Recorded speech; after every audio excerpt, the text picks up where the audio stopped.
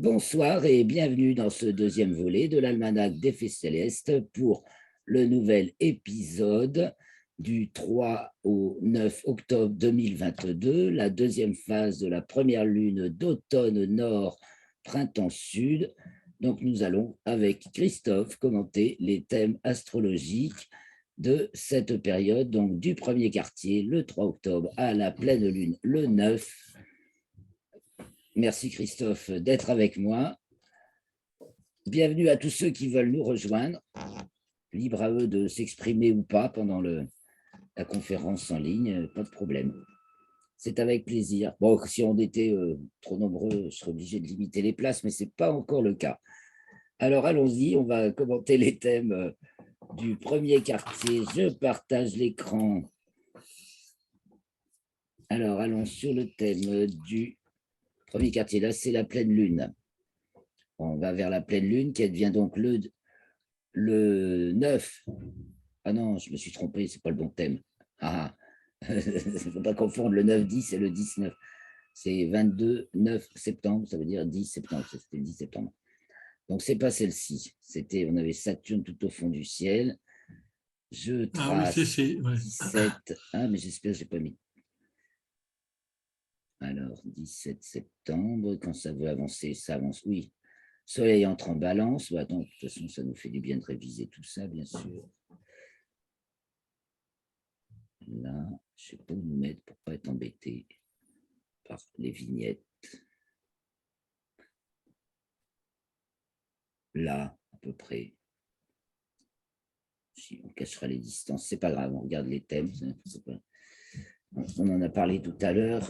Mercure périhélie cette semaine, donc dans le signe des Gémeaux, mais là, c'est la balance, on n'y est pas encore. Donc, le 25, la nouvelle lune. Donc, voici la lunaison dans laquelle dans laquelle on s'inscrit, juste la première lune, après l'équinoxe d'automne.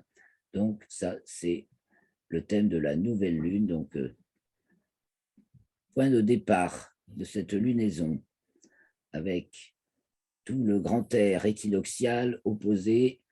Alors, grand air, ça veut dire Soleil, Mercure, Vénus, qui sont les relais de la représentation extensive, c'est-à-dire le monde du 1 qui se dédouble avec Vénus, donc qui s'incarne, ou qui se multiplie avec Mercure, donc qui se propage, qui se diffuse.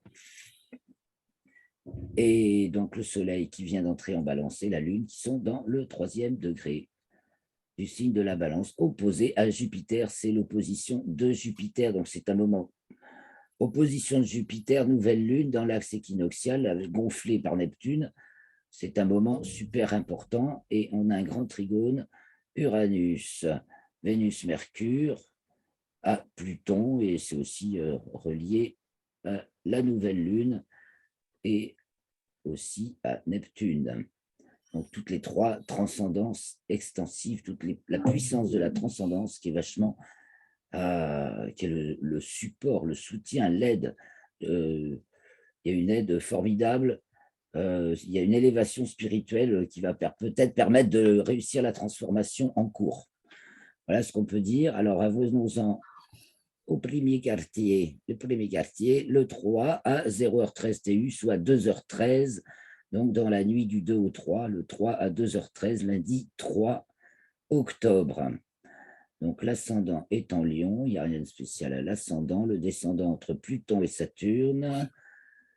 Et on retrouve notre grand terrain en maison 3, c'est-à-dire l'ambiance, transcendance de la relation, ça brasse. Il y a des. On est vraiment sur les plateaux de la balance, là, et les personnages. Puis il y a deux mondes qui s'opposent, là, de plus en plus nettement. Et effectivement, et des va-t-en-guerre qui essaient de semer la guerre sur le monde entier.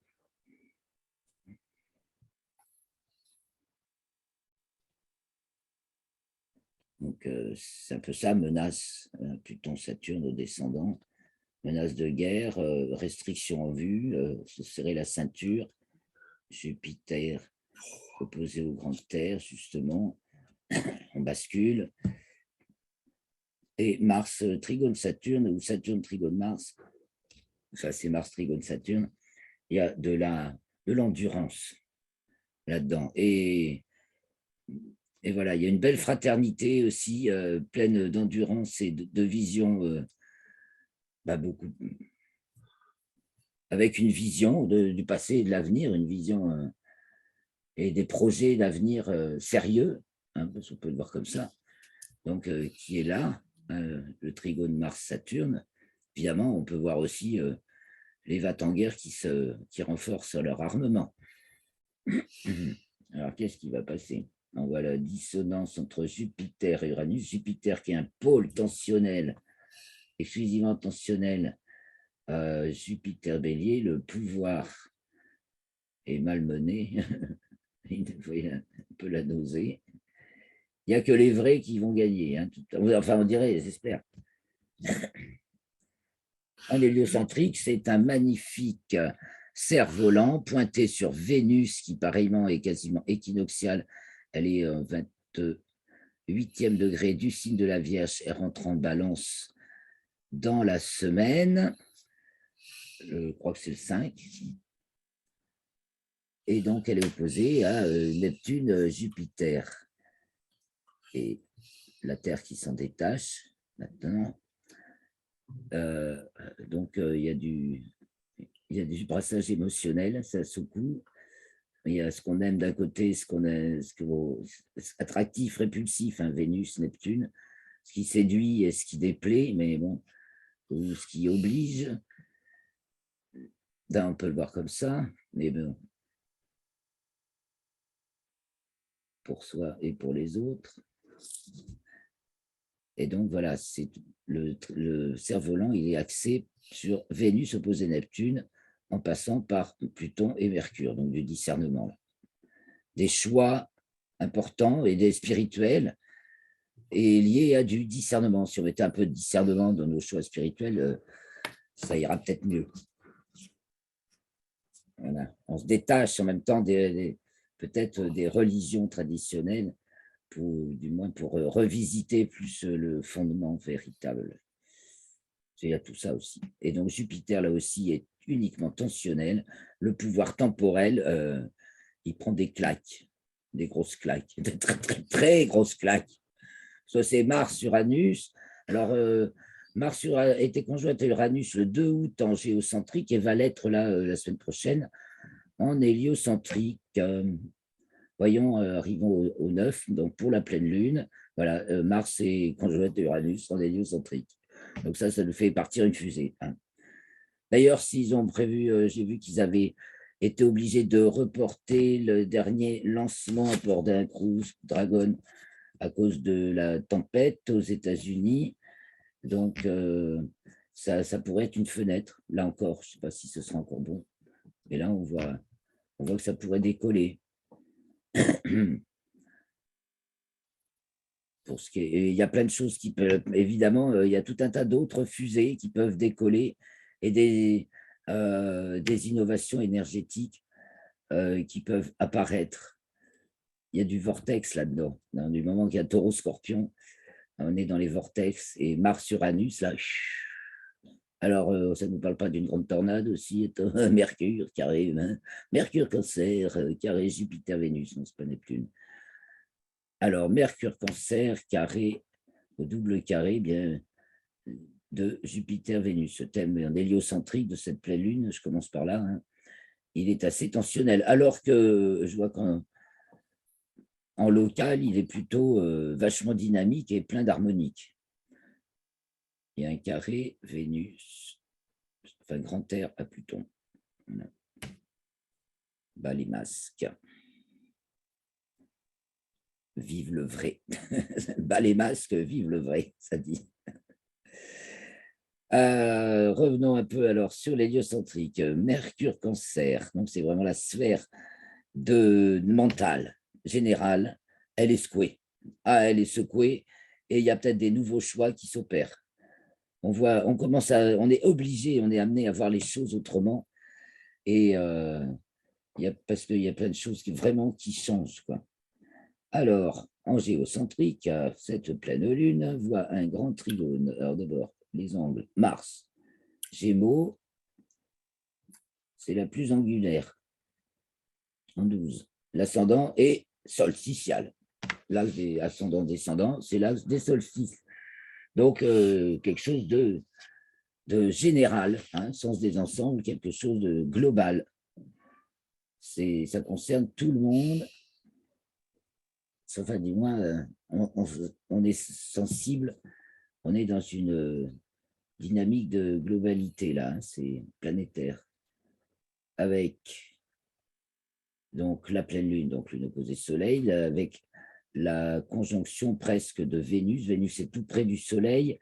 Elle va être en conjonction supérieure le 23 octobre, je crois, et c'est le jour aussi où Saturne reprend son mouvement direct. Donc cette fin octobre aussi s'annonce avec une éclipse de Soleil le 20 octobre, le 25. Éclipse de Soleil le 25 octobre. Sur le coup, maximum aux alentours de 12h30. Elle est observable en France, mais très partielle. Voilà, ce sera grignoté. Le soleil sera grignoté à 95% maximum pour les meilleurs endroits. Sinon, ce sera 97 ou 98. Donc, pas très spectaculaire à observer, mais donc, éclipse de soleil le 25 pour la prochaine nouvelle lune. Donc, on peut parier qu'il se passe beaucoup de choses avant et que ça va ouvrir ensuite une nouvelle porte. Alors, à propos de porte, donc ce grand trigone, ce Mars, dans la pleine lune, Gémeaux, au double carré de l'opposition Mercure-Neptune, au double carré de l'opposition Mercure-Neptune, là, on en découle avec tout ce qui est tordu. Hein. Et là, ce coup-ci, Mars fait la part des choses en Gémeaux, même si c'est voilà, c'est les sens des ensembles, les Gémeaux jouent avec les grands ensembles et peut-être commence à comprendre, à faire la part des choses entre les gentils et les méchants, entre le vrai et le faux, entre tout un tas de sacs de nœuds d'illusions, hein. Mercure, Neptune, un sac de nœuds d'illusions, fin Vierge, Poisson. Et donc, Mars est soutenu par Saturne et Soleil Vénus, c'est de la bonté sage, hein, pas mal. Et l'opposition Neptune-Mercure est aussi détendue par Pluton, c'est-à-dire que la lucidité, la sagesse qui nous vient de là, comme ça, qui nous est donnée en don, tout d'un coup, on dirait merveille, merveille, ça c'est chic. Il y a plein de choses ça se transforme, là, ça se transforme. Alors, qui c'est qui est mal en point là-dedans? Ben, toujours Jupiter et Uranus, donc les relais du petit R, c'est-à-dire la représentation intensive, c'est qui veut le pouvoir temporel avec Jupiter et le pouvoir spirituel avec Uranus, ou avec, là, on est plutôt dans l'esprit de l'énergie, hein, Bélier, Taureau, Gémeaux, et donc la concentration de l'énergie en Taureau. Donc, il y a vraiment un phénomène d'aspirateur. Uranus, Taureau, il y a un côté aspirateur, on veut. Et en même temps, il y a des nouveaux pouvoirs temporels qui doivent batailler contre cette espèce d'aspirateur énergétique là, qui veut dominer le monde entier. Ne cherchez pas de qui je veux parler. Qui c'est qui mène qui se veut les maîtres du monde entier et qui, depuis plus de 100 ans maintenant, a usurpé un drapeau bien connu de tous. Donc, c'est cette force idiote qui prétend vouloir être seul maître du monde est totalement à côté de la plaque, bien entendu, à côté de la réalité. Ça ne tient pas la route, parce que la vie, elle est alternance. Donc, c'est aussi ce qu'on va bien sentir là avec Mars. Une alternative. Putain, il y a une alternative, yes. Bon, 112. Passer à l'alternative, ouais, mais localement, c'est en 1. Hein, elle est là, on est l'alternative. Et c'est Uranus qui est pile au vertex, c'est-à-dire à l'est, pile à 90 degrés. Alors, Uranus, elle est largement au-dessus de l'horizon, puisqu'elle a 24 degrés de hauteur. Et elle marque pile l'est, ne vous trompez pas. Et puis alors là, en local, elle est remarquablement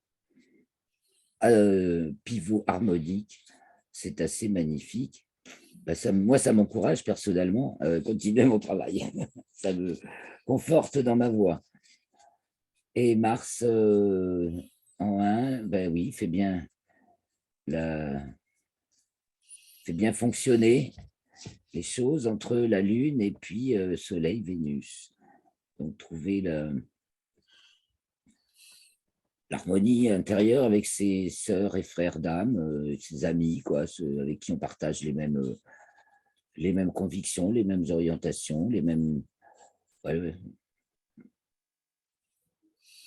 la même foi, en fait, le même feu, peut-être.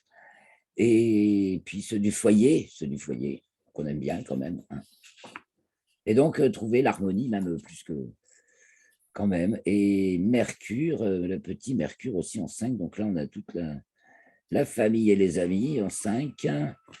Tout un tas de personnages sous la bannière solaire. Le thème est très dynamique en local. Je sais pas, il faut regarder à Paris, c'est peut-être pas exactement pareil, bien sûr. C'est peut-être les mêmes aspects ou pas tout à fait. Justement, c'est l'intérêt de faire aussi la sphère locale, parce que vous voyez la différence entre la sphère locale et la sphère géoécliptique traditionnelle astrologique. Mais on voit des choses tout à fait complémentaires. Comme là, on voit que l'ascendant est complètement solsticial. Il y a un absolu, et là, l'absolu, il est traduit par Uranus, qui est pile à l'est et 24 et haut, pour un astre pile à l'est. Donc voilà. Qu'est-ce qu'on peut dire? Ah oui, à propos vraiment des grands basculements qui s'opèrent, comme je suis toujours l'actualité astronautique, là j'ai eu le temps de regarder au niveau des stations spatiales. Alors la Chine agrandit sa station spatiale, un amarrage d'un module réussi avec succès. Elle va avoir la plus grande station spatiale du monde. Et tandis que du côté de l'ISS, ben, la fin est programmée pour dans 2 ans. De toute façon, elle finit par être HS. Et bien, ce seront des compagnies privées américaines qui feront des stations spatiales désormais. Donc, l'Europe, pouette, plus d'espace pour l'Europe. C'est vachement cool. Ce sera les Chinois ou les stations privées américaines. Voilà ce qui s'annonce. Alors, c'est bien d'être au courant de tout ça pour bien comprendre vraiment tout ce qui est en train de s'opérer comme changement. Bon, si les pays d'Europe n'ont pas encore compris comment ils se font bouffer, ils sont un peu bêtes, quoi, comme Uranus Taureau. Ils se croient protégés par l'OTAN alors que c'est l'OTAN qui les bouffe. Bon, c'est quand on sortira, parce qu'il y a la bêtise, l'abruti du taureau nazi, Uranus Taureau, hein, qui fonce vraiment tête baissée. Là, c'est le rhinocéros. C'est carrément le rhinocéros. Hein? L'Ukraine aussi taureau. Eh bien oui, ça représente aussi, par le bien de l'Ukraine, qui d'ailleurs qui a un flambeau très uranien et taureau, et qui est la pauvre victime, hein, de toute cette horreur. Et voilà, mais la France aussi, enfin nous, c'est plutôt le lion, mais pour Uranus, on est pas mal. Et je pense qu'on a des choses à faire en France très importantes. On voit que moi, je suis le mouvement des patriotes et ça gonfle, ça gonfle. Et son ton est toujours juste. Ce qu'il dit, Philippot, c'est toujours juste, vrai, nécessaire et suffisant. Il a, ça, je trouve que voilà un guide temporel inspiré. On voit que Neptune est derrière, juste et bon, bah, voilà, c'est qui affronte les sacrés. Les sacrés murs de bêtises bornées, quoi, de bornitude que peut être Uranus Taureau. Mais c'est aussi une détermination sans faille pour instaurer un ordre nouveau. Mais quel type d'ordre? Voilà, après, c'est quel type d'ordre nouveau? Le véritable, celui qui respecte l'ordre de la nature, parce que l'ordre est dans la nature, c'est ce que nous rappelle Pluton, ou le délire perso qui s'imagine qu'il va être plus fort que la nature. Donc là, il a perdu d'avance. Bon, je te laisse un peu la parole, Christophe. Oula, j'ai pas grand-chose à dire parce que je suis un peu déconnecté en ce moment. Ouais, je reviens sur le premier quartier pour voir, voilà, Ouais. aujourd'hui on enregistre, Reviens sur le premier quartier. voilà, nous y Euh, sommes. là, c'est Vénus en pointe et l'ascendant Lion. Donc, c'est des affaires de cœur. Hein, des affaires de cœur. Dans l'ambiance, là, l'ambiance, c'est des affaires de cœur. Et puis, justement, il peut y avoir des changements. Des changements aussi d'options, justement, pour beaucoup. Les gens qui commencent à ouvrir les yeux. Nos députés, peut-être aussi, voilà, c'est la rentrée des députés quand même, enfin.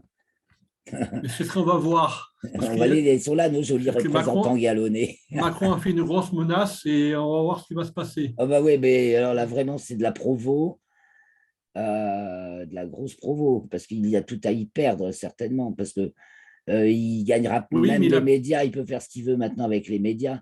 Ils sont comme les médias officiels dont il est la marionnette, hein, enfin, je veux dire, qui sont l'agent de son arrivée au pouvoir.